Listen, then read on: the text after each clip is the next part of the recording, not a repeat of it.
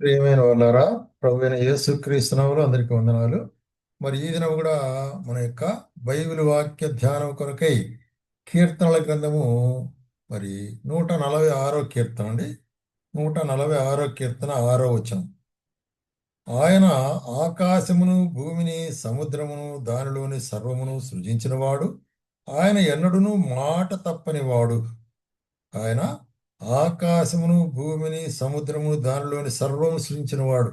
కాబట్టి కాబట్టి మన దేవుడు సర్వమును సృజించిన వాడుగా ఉంటున్నాడు. కాబట్టే మరి అటువంటి దేవుడు ఎన్నడును మాట తప్పని వాడుగా ఉంటున్నాడు. అంటే ఆయన మరి సత్యవంతుడైన దేవుడు ఉంటున్నాడు అనే కార్యాన్ని చూస్తుంటున్నాం. ఆయన సత్యవంతుడైన దేవుడు. ఎందుకంటే మాట తప్పుడు, ఆయన మాట ఇచ్చి నెరవేర్చకుండా ఉండేదానికైతే ఆయన మనుష్య మాత్రుడు కాదు. కాబట్టి మనుషులైతే అనేక కార్యాలు చెప్తారు, అయితే వాళ్ళు మాట మారుస్తారు. అయితే యథార్థవంతుడైనటువంటి యొక్క దేవుడు. కాబట్టి ఇటువంటి యొక్క దేవుని యొక్క సముఖాన్ని గురించి మరి దావీదు తన జీవితంలో ఒక సందర్భంలో దేవుడు ఆయన సంధిస్తుంటున్నాడు. 2 సమూయేలు గ్రంథము 7వ అధ్యాయము 18వ వచనంలో మనం గమనించినట్లయితే, 7వ అధ్యాయం 18వ వచనంలో, దావీదు రాజు లోపల ప్రవేశించి యెహోవా సన్నిధిని కూర్చుండి ఇలాగ మనవి చేశాను, నా ప్రభువా యెహోవా, ఇంతగా నీవు నన్ను హెచ్చించుటకు నేను ఎంతటి వాడును, నా కుటుంబం ఏపాటిది. ఇక్కడ దావీదు అక్కడ దేవుని సముఖములో ప్రవేశించి అక్కడ మరి చూసినట్లయితే ఆయన సన్నిధానంలో కూర్చుండి దేవునితో మొరపెట్టుకుంటున్నాడు. దేవా, నన్ను ఇంతగా హెచ్చించినవే, నన్ను మరి ఎక్కడో మరి గొర్రెలు కాసుకుంటున్నట్టు నన్ను తీసుకుని వచ్చి నన్ను మరి నడిపించి విడిపించి ఎన్నుకొని ప్రత్యేకించి మరి ఇంతవరకు నడిపించి నన్ను రాజుగా చేసినవే. అది కాబట్టి నన్ను రాజుగా చేసి హెచ్చించినవే, నేను మరి ఈ అంతటి వాడున ప్రభువా అని తను తాను దీనుడుగా తగ్గించుకుంటున్నాడు. అంత మాత్రం కాకుండా ఇంత హెచ్చుగా చేసినంత అంతయు నీ దృష్టికి కొంచెమే, మానవుల పద్ధతిని బట్టి బహుకాలము జరిగిన తరువాత నీ దాసుడైన నాకు మరి చూసినట్లయితే నా సంతానములు కలుగు వారిని గూర్చి నీవు సెలవిచ్చుంటున్నావు. ఏం సెలవిచ్చున్నాడు అంటే, నీ సంతానములో నా యొక్క వాక్యాన్ని, నా యొక్క ఆజ్ఞలు నెరవేరుస్తుండే వాళ్ళు ఎవరైనా ఉన్నట్లయితే, మరి నా నామ ఘనత కొరకై జీవించే వాళ్ళు ఉన్నట్లయితే వారికి నేను రాజ్యమును ఇవ్వక మానను అంటున్నాడు. చూసినట్లయితే రాజ్యాన్ని ఇవ్వక మానను, ఎందుకంటే అటువంటి వారికి నేను నీ కుమారులకు కూడా దాన్ని స్థిరపరుస్తాను అనేటువంటి కార్యాన్ని. అందుకే 26వ వచనంలో 28వ వచనం ఒక మాట చెబుతాడు. ఏం చెప్తున్నాడంటే, యథార్థవంతుడైన దేవుడు నీవు యెహోవా ప్రభువా, మేలు దయచేదు అని నీవు దాసుడు నాకు సెలవిచ్చున్నావే.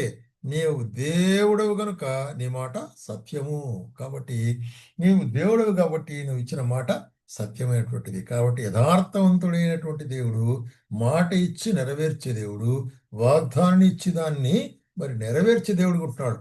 అందుకొరకే మనలో కూడా ఆయన ఏం చూస్తున్నాడంటే హెచ్చరిస్తుంటున్నాడు. జకర్యా గ్రంథంలో మనం చూసినట్లయితే 8వ అధ్యాయంలో, జకర్యా గ్రంథము 8వ అధ్యాయము 16వ వచనం, మీరు చేయవలసిన కార్యములు ఏమనగా ప్రతివాడు తన పొరుగువానితో సత్యమే మాట్లాడవలను, సత్యమును బట్టి సమాధానకరమైన న్యాయమును బట్టి మీ గుమ్మంలో తీర్పు తీర్చవలను. కాబట్టి నేను సత్యవంతుడని ఎట్లుంటున్నానో మా ప్రజలైన మీరు కూడా ఎట్లా ఉండాలా, సత్యవంతులైన వారు ఉండాలి. సత్యాన్ని బట్టి మీరు న్యాయము కాబట్టి 17వ వచనంలో, తన పొరుగువాని మీద ఎవడును దుర్యోచన యోచింపకూడదు, అబద్ధ ప్రమాణం చేయని ఇష్టపడకూడదు, ఇవన్నీ నాకు అసహ్యములు, ఇదే యెహోవా. కాబట్టి దేవునికి అసహ్యమైన కార్యములు అబద్ధములు అంటే, ఎందుకంటే ఆయన సత్యవంతుడైన దేవుడు, ఆయన మాట ఇచ్చి నెరవేర్చే దేవుడు. కాబట్టి మనం కూడా ఆ విధంగా ఉండాలనేటువంటి కార్యాన్ని దేవుని వాక్యం మనకు బయలుపరుచుంటుంది.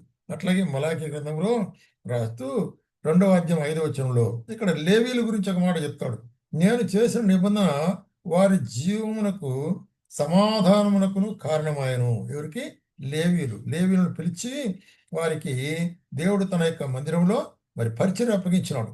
అంత మాత్రం కాకుండా 6వ వచనంలో గమనించినట్టయితే, సత్యము గల ధర్మశాస్త్రం బోధించుచు దుర్బోధన ఏమాత్రం చేయక సమాధానమును బట్టి యథార్థతను బట్టి నన్ను అనుసరించి నడుచుకుని వారై దోషము నుండి అనేకులు త్రిప్పిరి. యాజకులు సైన్యములకు అధిపతిగా యెహోవా దూతలు గనుక జనసమూహములు వారి నోట ధర్మశాస్త్రం నేర్చుకుందురు, వారు జ్ఞానమును బట్టి బోధింపవలను. కాబట్టి లేవీయులు దేవుని మందిరంలో పనిచేసే వాళ్ళు ఉంటున్నారు. యాజకులు మరి చూసినట్లయితే వారు ప్రజలకు ధర్మశాస్త్రాన్ని బోధించేవారు ఉంటున్నారు. ధర్మశాస్త్రం సత్యాన్ని బయలుపరిచే వాళ్ళు ఉంటున్నారు. దానికి మీరు మరి లోబడవలసిన వారుగా ఉంటున్నారు అనే కార్యాన్ని ఇక్కడ బయలుపరుస్తున్నాడు. అట్లా అపోస్తలుడు పౌలు ఎఫెసీయులకు రాస్తూ ఒక మాట చెప్తున్నాడు. 4వ అధ్యాయము, ఎఫెసీయులకు 4వ అధ్యాయము 25వ వచనములో మనము ఒకరికొకరము అవయములమై ఉన్నాము కనుక మీరు అబద్ధమాడుట మాని ప్రతివాడు తన పొరుగువానితో సత్యమే మాట్లాడవలను. కాబట్టి ఇక్కడ ఏం చెప్తున్నాడు, మనము ఒకరికొకరు అవయములం ఉంటున్నాము. దేవుని యొక్క శరీరంలో, క్రీస్తు యేసు యొక్క శరీరంలో ఆయన శిరస్వత్వం కింద మనం అవయములుగా ఉంటున్నాము. ఇదే సంఘం. కాబట్టి మనము అవయములుగా ఉంటున్నాము. కాబట్టి ఒకరితో ఒకడు అబద్ధమాడుట మాని. కాబట్టి అబద్ధమాడుట అనేటువంటిది దేవునికి మరి అది ఇష్టమైనటువంటి కార్యం ఉంటుంది. కోపపడుడు కానీ పాపం చేయకూడదు అంటాడు. కాబట్టి అబద్ధం ఆడకుండా అందుకొరకు ఏమంటాడంటే సర్వాంగ కవచం ధరించుకొని మనం శత్రువు ఎదుట నిలబడినప్పుడు ఏం కలిగి ఉండాలంటున్నాడంటే 6వ అధ్యాయంలో ఎఫెసీయులకు 6వ అధ్యాయం 14 వచనం ఏమంటాడు, ఏలైనగా మీ నడుమునకు సత్యమును దట్టి కట్టుకొని నీతిని మైమరుగు తొడుకునుడి. నడుమునకు సత్యమును దట్టి, నడుము కట్టుకునుట అంటే మరి పని చేసేది, పరిచయం చేయుట. కాబట్టి దేనితో మనం పని జరిగించాలంటే సత్యముతో మనం పని జరిగించాలనేటువంటి కార్యాన్ని మనకు బయలుపరిచేదిగా ఉంటుంది. కాబట్టి ఈ యొక్క నడుమును కట్టుకునుట అనేటువంటిది సత్యము అంటున్నాడు.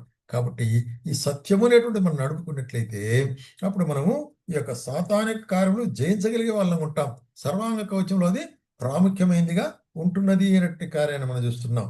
అంత మాత్రం కాకుండా యేసుప్రభు ఏమంటున్నాడు, మరి యోహాను సువార్త 14వ అధ్యాయంలో గమనించినట్లయితే మీ హృదయములు కలవరపడనీయకుడి, వెరవనీయకుడి, దేవుని యందు విశ్వాసం ఉంచుడు, నా యందును విశ్వాసం ఉంచుడి అని చెప్తూ ఏమంటాడు 6వ వచనములో, యేసు నేనే మార్గమును సత్యమును జీవమును, నా ద్వారా తప్ప ఎవడును తండ్రి వద్దకు రాడు. కాబట్టి నేనే మార్గము సత్యము జీవమైంటున్నాను అంటున్నాడు. సో మన దేవుడు ఎవరు?